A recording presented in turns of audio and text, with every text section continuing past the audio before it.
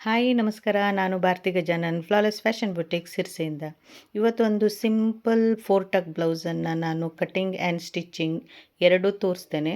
Cutting ಒಂದು ಪಾರ್ಟಲ್ಲಿ ಇರುತ್ತೆ, stitching second ಪಾರ್ಟಲ್ಲಿ ಇರುತ್ತೆ. ಇದು ಯೂಟ್ಯೂಬಲ್ಲಿ ಅಪ್ಲೋಡ್ ಮಾಡಿದ್ದೇನೆ. ನೀವೆಲ್ಲರೂ ಇದನ್ನು ನೋಡಿ ಸರಿಯಾಗಿ.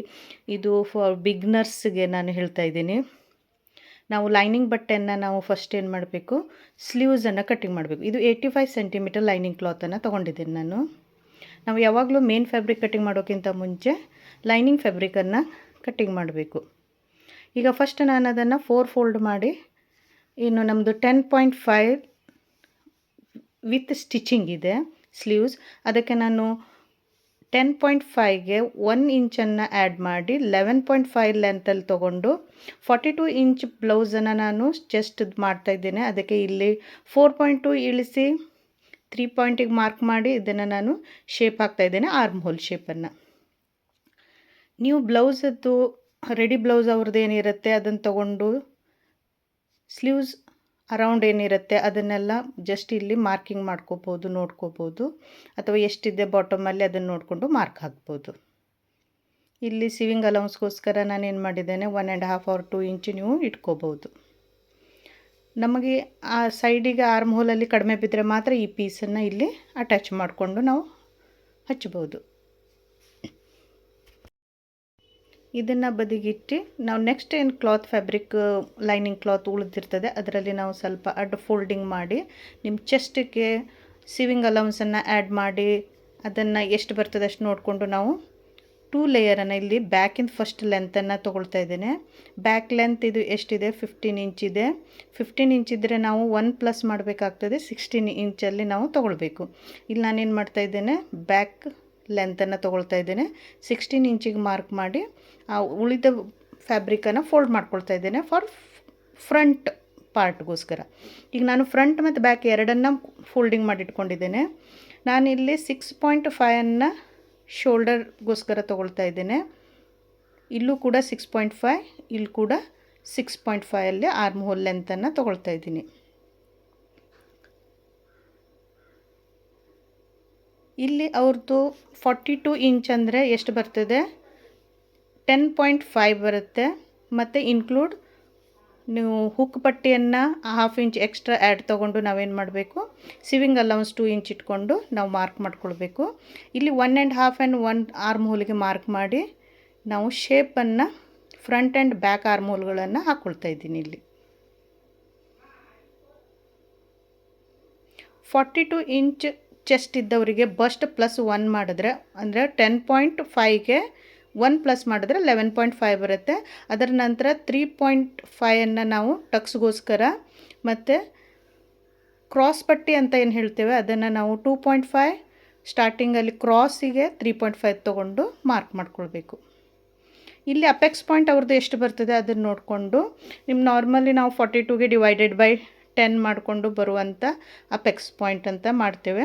ನಿಮ್ಗೆ ನೆನಪಿಟ್ಕೋಕ್ಕೋಸ್ಕರ ನಾವು 40 ಬಿಲೋ ಇದ್ದವರಿಗೆ 4.5 ತೊಗೊಳ್ತೇವೆ.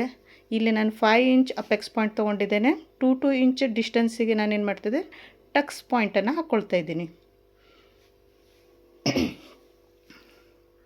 ನೀವು ಈ ರೀತಿ ಮಾಡಿ ನಾನು ಹೇಳಿದಾಗೆ ಒಂದು ಸರಿ ಅಬ್ಸರ್ವ್ ಮಾಡಿ ಇದನ್ನು ಕಟ್ಟಿಂಗ್ ಮಾಡಿ 42 ಇಂಚಸ್ ಬ್ಲೌಸ್ ಇದ್ದವರು ಚೆಕ್ ಮಾಡ್ಕೊಳ್ಳಿ. ನನಗೆ ಕಮೆಂಟ್ ಮುಖಾಂತರ ಹೇಳಿ ಹೇಗೆ ನಿಮಗೆ ಬ್ಲೌಸದ್ದು ಫಿಟ್ಟಿಂಗ್ ಕೂತ್ಕೊಂಡಿದೆ ಅಂತ. ನಾನು ಇದರಲ್ಲಿ ಕೆಲವೊಂದು ಚೇಂಜಸ್ ಕೂಡ ಮಾಡ್ತೇನೆ ಸ್ವಲ್ಪ ಸ್ಟಿಚ್ ಮಾಡೋ ಟೈಮಿಗೆ. ನಿಮಗೀಗ ಡೀಪ್ ನೆಕ್ ಫ್ರಂಟ್ ಇದ್ದಾಗ, ಬ್ಯಾಕ್ ಡೀಪ್ ಇದ್ದಾಗ ನಾವು ಶೋಲ್ಡರ್ ಪಾಯಿಂಟನ್ನು ಕಡಿಮೆ ತೊಗೊಳ್ತೇವೆ. ಇಲ್ಲಿಗ ಫ್ರಂಟ್ ನೆಕ್ಕನ್ನು ನಾವು ಏನು ಮಾಡ್ತಾಯಿದ್ದೇವೆ ಮತ್ತು ಬ್ಯಾಕ್ ನೆಕ್ಕನ್ನು ತೊಗೊಳ್ತಾ ಇದ್ದೇನೆ. ಇವ್ರದ್ದು ಈಗ ಬ್ಯಾಕ್ ನೆಕ್ 4 ಇಂಚ್ ಇದೆ, ಫ್ರಂಟ್ 7 ಇಂಚ್ ಇದೆ. ನಾನು 7 ಇಂಚಿಗೆ ಮಾರ್ಕ್ ಮಾಡ್ತಾಯಿದ್ದೀನಿ. ಇಲ್ಲಿ ನಾವು ಹುಕ್ ಪಟ್ಟಿ 1/2 ಬಿಟ್ಟು 2.5 ತೊಗೊಂಡು ಮೇಲ್ ಲೈನಿಗೆ ಆ್ಯಡ್ ಮಾಡ್ತಾಯಿದ್ದೀನಿ. ಇವ್ರದ್ದು ಶೋಲ್ಡರ್ ಪಟ್ಟಿ 3 ಇಂಚ್ ಬರಬೇಕು ಸ್ಟಿಚ್ ಆಗಿ, ಅದಕ್ಕೆ 3.5 ಡಿಸ್ಟೆನ್ಸ್ ಇಟ್ಕೊಂಡು ನಾನೇನು ಮಾಡ್ತಾಯಿದ್ದೇನೆ, ನೆಕ್ ತೊಗೊಂಡಿದ್ದೀನಿ. ನೀವು ರೌಂಡ್ ಶೇಪನ್ನು ಹಾಕ್ಕೊಳ್ಳಿ ಇದರಲ್ಲಿ. ಇದು ಬ್ಯಾಕ್ ಹೈ ನೆಕ್ ಇದ್ದಿದ್ದಕ್ಕೋಸ್ಕರ ನಾವೇನು ಮಾಡ್ತಾಯಿದ್ದೇವೆ, ಶೋಲ್ಡರ್ ಡೌನ್ ಮಾಡ್ತಾಯಿದ್ದೇವೆ. ಒಂದೊಂದು ಸರಿ ಏನಾಗುತ್ತೆ, deep neck back and front ಕೂಡ ಡೀಪ್ ಇದ್ದಾಗ ನಾವು ನೆಕ್ ಡೌನ್ ಮಾಡ್ತೇವೆ. ಇಲ್ಲಿ ನಾನು ಬ್ಯಾಕ್ ಸೈಡ್ ಹೈ ಇದ್ದಿದ್ದಕ್ಕೋಸ್ಕರ ಶೋಲ್ಡರ್ ಡೌನ್ ಮಾಡಿದ್ದೇನೆ.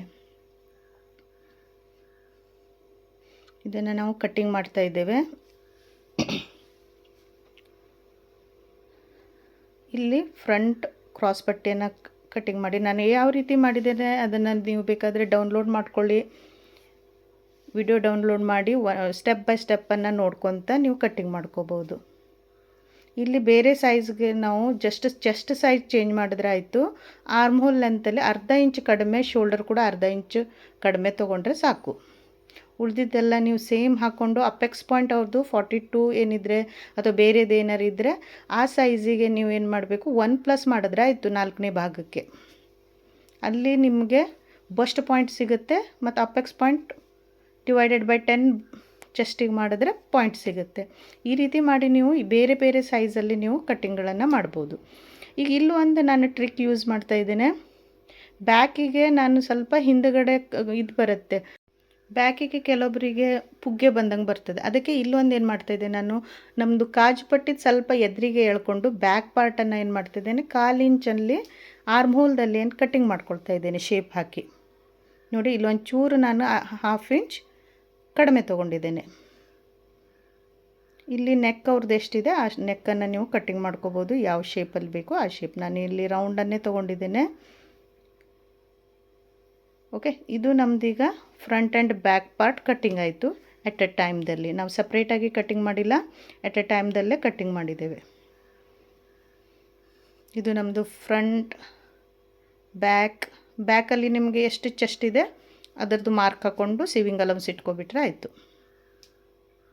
ಸೊ ಇದರದ್ದೆಲ್ಲ ನೆಕ್ಸ್ಟ್ ಪಾರ್ಟನ್ನು ನಾನೀಗ ಸ್ಟಿಚಿಂಗ್ ಪಾರ್ಟನ್ನು ನಾನು ನೆಕ್ಸ್ಟ್ ವಿಡಿಯೋದಲ್ಲಿ ಪಾರ್ಟ್ 2ದಲ್ಲಿ ಅಪ್ಲೋಡ್ ಮಾಡ್ತೇನೆ. ನೀವು ಅದನ್ನು ನೋಡಿ ಟ್ರೈ ಮಾಡಿ. ನಮ್ಮ ಸ್ಟಿಚಿಂಗ್ ಮೆಥಡ್ ನಿಮಗೆ ಹೆಂಗೆ ಅನ್ನಿಸ್ತದೆ ಕಮೆಂಟ್ ಮುಖಾಂತರ ಹೇಳಿ. ನಮ್ಮ ಯೂಟ್ಯೂಬ್ ಚಾನಲನ್ನು ಸಬ್ಸ್ಕ್ರೈಬ್ ಮಾಡಿ, ಶೇರ್ ಮಾಡಿ. ಹೆಚ್ಚಿನ ಜನರಿಗೆ, ಬಿಗ್ನರ್ಸ್ ಏನಿರ್ತಾರೆ ಅವರಿಗೆ ಯೂಟ್ಯೂಬ್ ಸಿಂಪಲ್ ಮೆಥಡಲ್ಲಿ ಕಲೀಲಿಕ್ಕೆ ಇದು ಯೂಸ್ಫುಲ್ ಆಗುತ್ತೆ. ಈಗ ನೆಕ್ಸ್ಟ್ ಮೇನ್ ಫ್ಯಾಬ್ರಿಕ್ ಏನಿರುತ್ತೆ, ಮೇನ್ ಫ್ಯಾಬ್ರಿಕ್ ಮೇಲೆ ನಮ್ಮದು ಕಟ್ಟಿಂಗ್ ಮಾಡಿದಂಥ ಲೈನಿಂಗ್ ಪೀಸನ್ನು ಇಟ್ಕೊಂಡು ಒಂದೊಂದಾಗಿ ನಾವು ಕಟ್ಟಿಂಗನ್ನು ಮಾಡಿಕೊಳ್ಬೇಕು.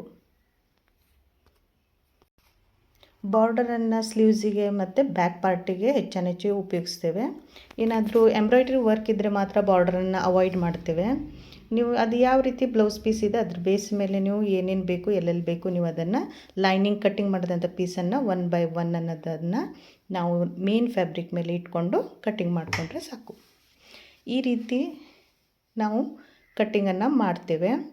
ನಿಮಗೀಗ ಸ್ಟಿಚಿಂಗ್ ಪಾರ್ಟನ್ನು ನಾವು ನೆಕ್ಸ್ಟ್ ಪಾರ್ಟ್ 2ದಲ್ಲಿ ನಾನು ಎಕ್ಸ್ಪ್ಲೇನ್ ಮಾಡಿರ್ತೇನೆ. ವಿತ್ ಸ್ಟಿಚ್ ಮಾಡ್ತಾನೆ A to Z ಅನ್ನು ನಾನು ಸ್ಟಿಚಿಂಗ್ ಮಾಡಿ ತೋರಿಸ್ತೇನೆ.